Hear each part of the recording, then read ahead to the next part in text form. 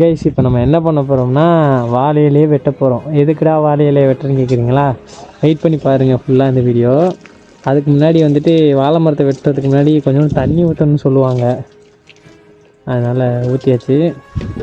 So இதெல்லாம் வேஸ்ட்டாக தானே போகுது.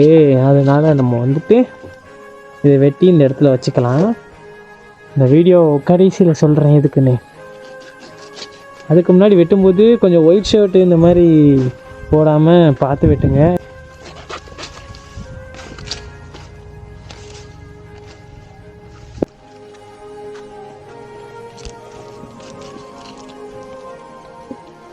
குத்தி போடாத.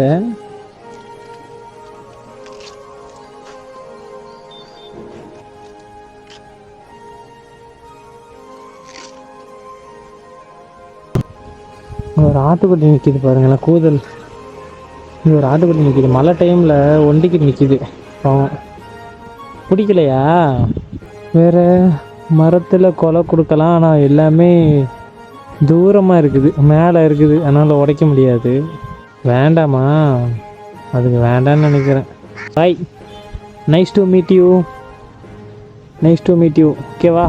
பாய்.